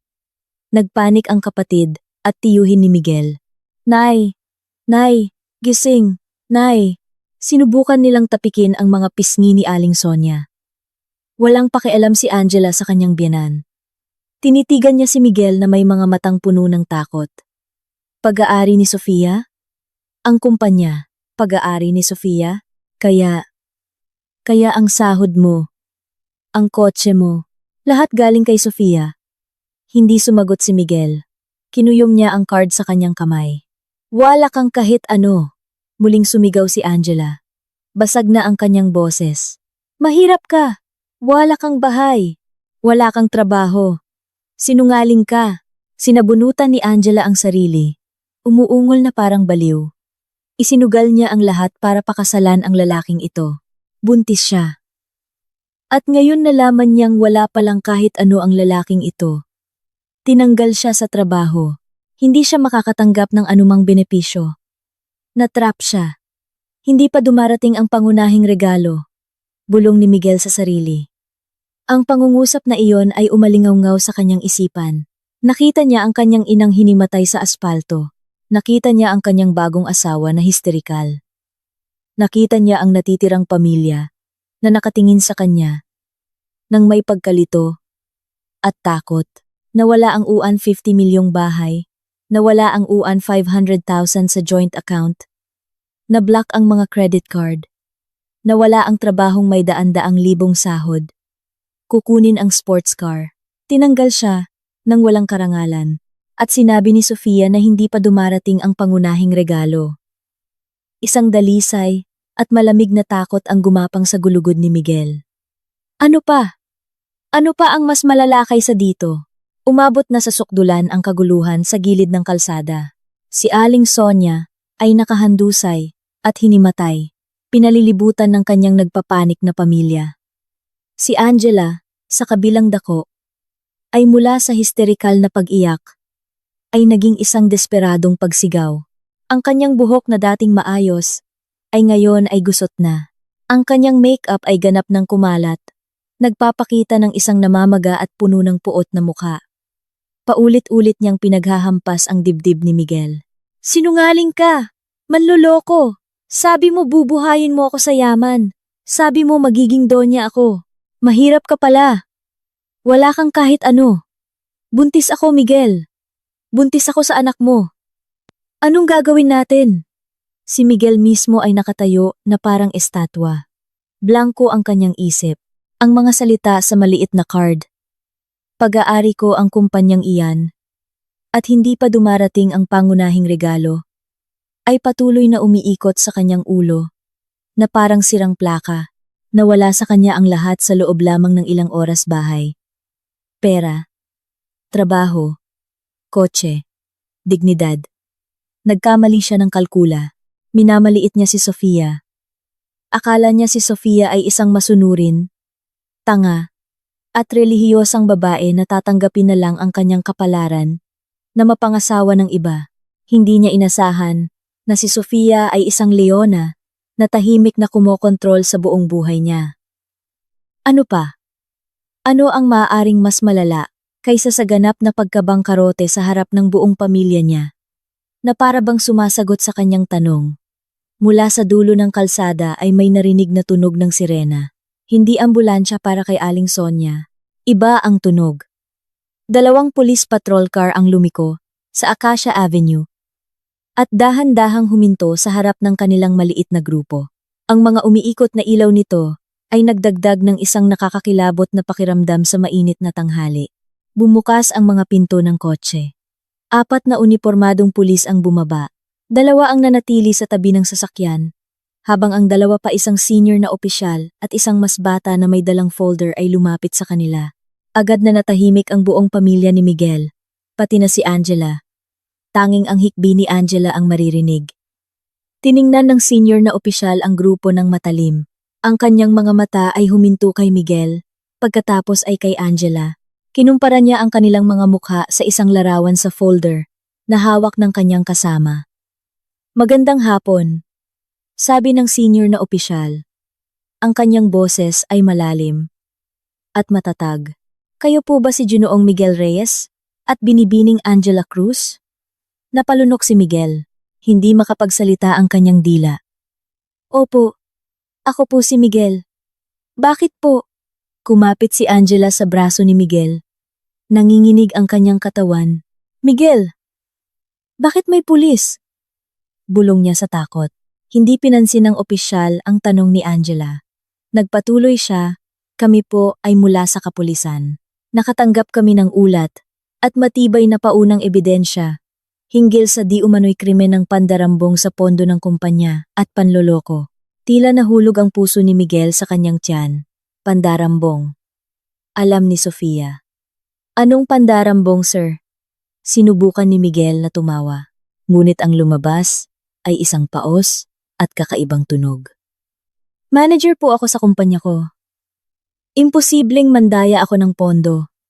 Ang akusasyon ay partikular. Sabi ng mas batang opisyal. Binubuksan ang folder. Di umano'y pandarambong ng Geli 5.3 milyon mula sa Siptacaria Designs Incorporate na isinagawa sa pamamagitan ng paglikha ng isang peking supplier na nagngangalang Starlight Designs Consultancy. Dobleng pag-claim ng mga gastos sa business trip at pag-abuso sa corporate credit card para sa personal na kapakanan. Namutla si Miguel. Eksakto ang halaga. Nabanggit ang pangalan ng supplier. Hindi ito isang biro. Paninira yan, sir! Sigaw ni Miguel. Tumataas ang boses dahil sa panik. Pekeng ulat yan. Gawa-gawa lang yan ng asawa ko. Gusto niya akong ipahamak. Maaari ninyong ipaliwanag ang lahat ng iyan sa istasyon ng pulis. Patag na sabi ng senior na opisyal. Sa ngayon, kailangan ninyong sumama sa amin para sa karagdagang investigasyon. Hindi pwede. Ayoko, sumigaw si Angela. Buntis po ako, sir. Wala po akong alam. Inutusan lang po ako ni Miguel na pumirma. Siya po ang nag-asikaso ng lahat. Biktima lang po ako. Angela, tumahimik ka, sigaw ni Miguel. Sa sandaling iyon, isang itim na mamahaling sedan, hindi ang karaniwang kotse ni Sofia, ang huminto nang maayos sa likod ng mga kotse ng pulis. Bumukas ang pinto sa likod. Lumabas si Sofia. Mukha siyang ibang-iba. Walang bakas ng kalungkutan, galit, o panik sa kanyang mukha. Mukha siyang kalmado, malamig, at may matinding awtoridad. Nakasuot siya ng isang eleganteng cream-colored na blusa, maayos na pantalon, at isang katugmang hijab. Isang malaking itim na salamin sa mata ang tumatakip sa kanyang mga mata, nagdaragdag sa kanyang di maabot na aura. Hindi siya nag-iisa. Sa likod niya, bumaba rin si Attorney Reyes. Dala ang isang maliit na briefcase. Tinitigan ni Miguel si Sofia, na may nanlalaking mga mata. Sofia! Ikaw! Ikaw ang nag-report sa akin. 'Di ba? Sigaw niya. Ang sama mo! Gusto mong ipakulong ang sarili mong asawa? Dahan-dahang lumakad si Sofia palapit sa kanila. Huminto siya sa harap ng mga pulis. Inalis niya ang kanyang salamin sa mata, ipinapakita ang kanyang malinaw ngunit nagyeyelong mga mata. Tinitigan niya si Miguel. Asawa? Sabi niya. Ang kanyang boses ay malinaw at narinig ng lahat. Sinong asawa? Ang asawang lihim na nagpakasal sa kanyang kerida? Ang asawang ginamit ang ninakaw na pera para pondohan ang kanyang bawal na kasal? O ang asawang nagpaplanong patayin ang kanyang asawa para makuha ang aying 50 milyong insurance? Bawat salita ay isang suntok. Nanigas si Miguel. Si Aling Sonia, nakakagising lang at nakaupo sa gilid ng kalsada, ay muling nanlaki ang mga mata sa takot nang marinig ang salitang 50 milyong insurance. Hindi na tumingin si Sofia kay Miguel. Lumipat siya sa senior na pulis. Magandang hapon po, sir. Ako po si Sofia. Ako po ang may-ari ng 90% ng shares ng Siptacaria Designs Inc. Ako po ang nagreklamo. Lumapit si Attorney Reyes at ibinigay ang briefcase sa opisyal. Nandito po lahat, sir. Kumpleto ang mga ebidensya. Ang mga patunay ng transfer sa account ng Starlight Designs. Ang mga papeles ng pagpapatayo ng Starlight Designs na nakapangalan kay Bibi Angela Cruz. Mga peking invoice na pinirmahan ni G. Miguel, mga patunay ng dobling pag-claim sa business trip, at mga kopya ng corporate credit card bills na naglalaman ng mga personal na pagbili. Lahat po ay na-audit na namin. Tinanggap ng opisyal ang briefcase at binuksan ito ng bahagya. Nakita niya ang isang tumpok ng maayos at organisadong mga dokumento. Tumango siya. Sobra pa sa sapat ito. Dalhin na sila. Hindi! Nagwala si Miguel. Alam niyang ito na ang katapusan. Sofia, wag mong gawin to. Nagkamali ako. Patawarin mo ako, Sofia. Nagkamali ako ng landas. Bigyan mo ako ng isa pang pagkakataon. Wag mo akong ipakulong. Pagkakataon? Mahinang tumawa si Sofia. Isang tawang walang kagalakan. Ubos na ang pagkakataon mo, Miguel. Noong niloko mo ako. Noong nagsabwatan ka kasama ang nanay mo, at noong pumirma ka sa life insurance policy na nakapangalan sa akin. Pagkatapos, ay tiningnan ni Sofia si Angela, na ngayon ay tahimik na umiiyak. Nanginginig ang kanyang katawan. At ikaw, binibining Angela, nagpakasasa ka sa perang ninakaw, nagtayo ng peking kumpanya sa pangalan mo, at naging benepisyaryo ng isang ianan 50 milyong insurance policy. Ang pagbubuntis mo ay hindi ka maililigtas sa batas. Kumilos ang dalawang iba pang pulis. Isang humawak sa braso ni Miguel, ang isa pa, kay Angela. Bitawan niyo ako! Nagpumiglas si Miguel. Ang kanyang takot ay naging bulag na galit. Hinila niya ang kanyang kamay mula sa pagkakahawak ng pulis at lumundag patungo kay Sofia. Kasalanan mo, tong lahat. Babaeng walang hiya. Kung hindi kita maaangkin, walang sinuman, ang PWE, papatayin kita. Mabilis ang kanyang kilos. Ngunit mas mabilis ang mga pulis. Bago pa man mahawakan ni Miguel si Sofia, nahuli na siya, ang kanyang mga kamay ay ipinilipit sa likod. Mabilis na hinila ni Attorney Reyes si Sofia paatras. Hawakan siya! Sigaw ng senior na opisyal. Bitawan niyo ako! Papatayin ko siya! Umungol si Miguel. Inilabas ng pulis ang posas. Click! Ang mga kamay ni Miguel ay nakagapos na sa kanyang likod. Tinitigan ni Sofia ang kanyang dating asawa na ngayon ay walang magawa. Kalmado pa rin ang kanyang mukha. Sinabi niya sa pulis, Sir, paki-record po. Ang banta ng pagpatay sa harap ng mga saksi ay nagpapatibay sa isa ko pang ulat tungkol sa insurance policy na iyon. Sige po ma'am, ire-record po namin. Sabi ng pulis. Sumenya siya na dalhin si Miguel sa kotse. Sofia, sumisigaw pa rin si Miguel. Puno na ng desperasyon ang kanyang boses, habang kinakaladkad siya papunta sa kotse ng pulis. Nagsisisi ako, Sofia! Sumpa man! Mahal kita! Pakawalan mo ako! Tulong, Nay! Nay! Tanging blankong tingin lang ang naibigay ni Aling Sonia. Ang kanyang anak, ang kanyang ipinagmamalaki, ay ngayon ay nakaposas na parang isang kriminal. Blag. Nakita ni Angela si Miguel na nakaposas at napagtanto ang sarili niyang kapalaran. Sa wakas ay hinimatay siya. Bumagsak ang kanyang katawan sa semento. Hinimatay po siya, sir. Sigaw ng kapatid ni Miguel. Dalhin niyo na rin siya. May mga medic naman sa istasyon. Walang simpatiyang sabi ng senior na opisyal.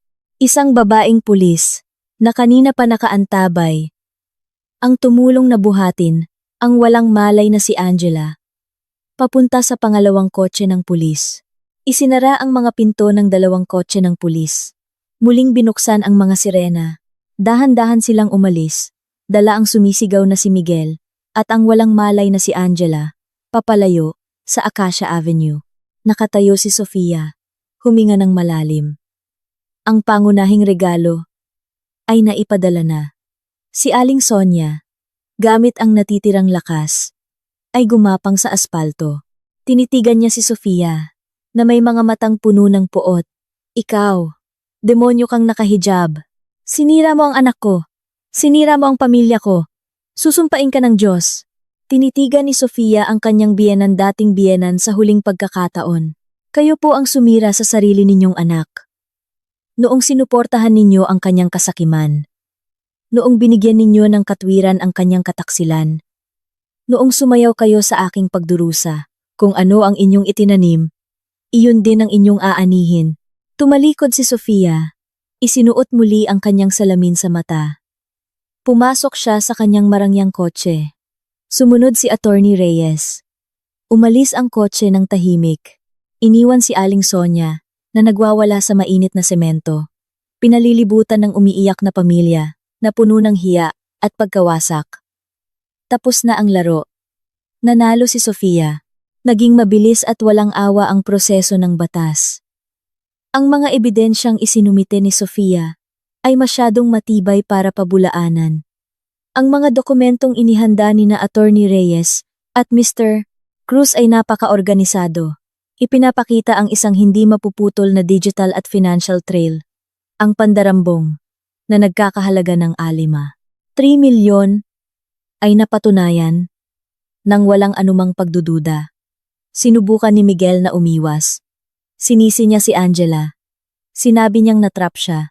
Sinabi niyang si Angela ang nang-akit at namamahala sa pananalapi ng Starlight Designs. Ngunit ang kanyang mga pahayag ay pinabulaanan ng kanyang pirma na nasa bawat peking invoice at request for funds. Si Angela naman ay sinubukang gamitin ang kanyang pagbubuntis para makakuha ng simpatya. Inamin niyang biktima siya. Pinilit ni Miguel na pumirma sa mga dokumentong hindi niya naiintindihan. Ngunit ang bank account ng Starlight Designs na naglalaman ng milyon-milyong piso ay nakapangalan sa kanya. At napatunayan siyang aktibong nag-withdraw ng pera mula sa account para bumili ng mga mamahaling gamit. Pagkatapos ng isang nakakapagod na paglilitis, hinampas ng hukom ang kanyang gavel. Ang katarungan ay naipatupad. Si Miguel ay napatunayang nagkasala bilang utak ng pandarambong sa posisyon. Hinatulan siya ng 5 taong pagkakakulong. Ang banta ng pagpatay na isinigaw niya sa harap ng mga pulis at ang 50 milyong life insurance policy na ginawa niya sa pangalan ni Sofia ay naging mga salik na nagpabigat sa kanyang sentensya. Nakita siya ng hukom bilang isang mapanganib na individual na may planadong masamang intensyon. Si Angela ay napatunayan ding nagkasala. Ang kanyang papel bilang kasabwat na nakinabang sa krimen ay napatunayan. Hinatulan siya ng 3 taong pagkakakulong. Ang kanyang pagbubuntis ay hindi nagpalaya sa kanya. Tanging tiniyak lamang na siya ay manganganak sa loob ng bilangguan na may mga pasilidad medikal ng kulungan. Ang karma ay hindi tumigil doon. Si Aling Sonia ang pinakanasaktan. Ang kanyang kaisa-isang anak, ang kanyang ipinagmamalaki, ay isa ng bilanggo Nawala sa kanya ang kanyang pangunahing pinagkukunan ng kita. Ang malaking pamilya na dating pumupuri sa kanya, ay ngayon ay lumalayo na. Nahihiya sila, at ayaw madamay, sa kahihiyan ng pamilya. Kumalat ang balita tungkol sa kaso sa kanilang komunidad, kaya hindi na naglakas loob si Aling Sonia na lumabas ng bahay para mabayaran ang mahal na abogado ni Miguel, na sa huli ay natalo ring napilitan siyang ibenta ang sarili niyang bahay. Nabenta ito sa murang halaga dahil kailangan niya ng mabilis na pera. Sa loob ng 1 taon, naghirap si Aling Sonia. Kinailangan niyang lumipat sa isang masikip na inuupahang kwarto sa isang eskinita. Namuhay siyang mag-isa, puno ng pagsisisi at puot. Nanganak si Angela ng isang sanggol na lalaki sa ospital ng bilangguan. Ayon sa patakaran, ang sanggol ay maaari lamang manatili sa kanya sa loob ng maikling panahon bago ito ibigay sa Department of Social Welfare and Development. Tinanggihan ng sariling pamilya ni Angela na alagaan ang sanggol. Nahihiya sila at tinanggal na nila ang pangalan ni Angela sa kanilang pamilya. Ang pangarap ni Angela na maging mayaman ay nagtapos sa likod ng rehas, hiwalay sa kanyang anak, at walang kahit isang kusing. Sa bilangguan, si Miguel ay naging isang taong magagalitin at tahimik. Nawala sa kanya ang lahat. Ang kanyang magandang mukha ay kumupas.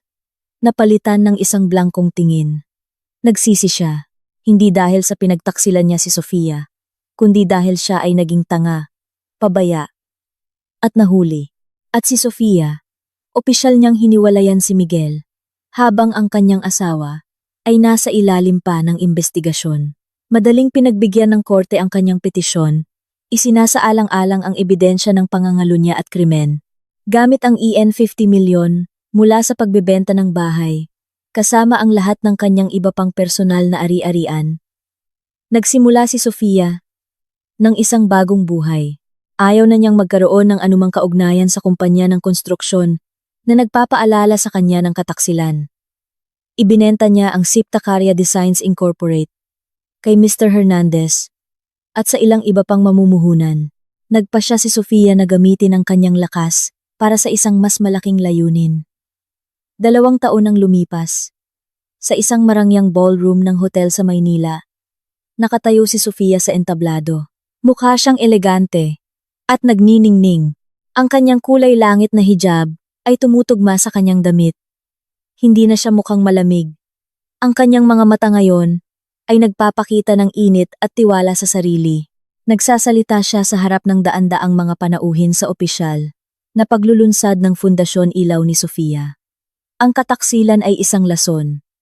Sabi niya, ang kanyang boses ay kalmado at umalingaw-ngaw.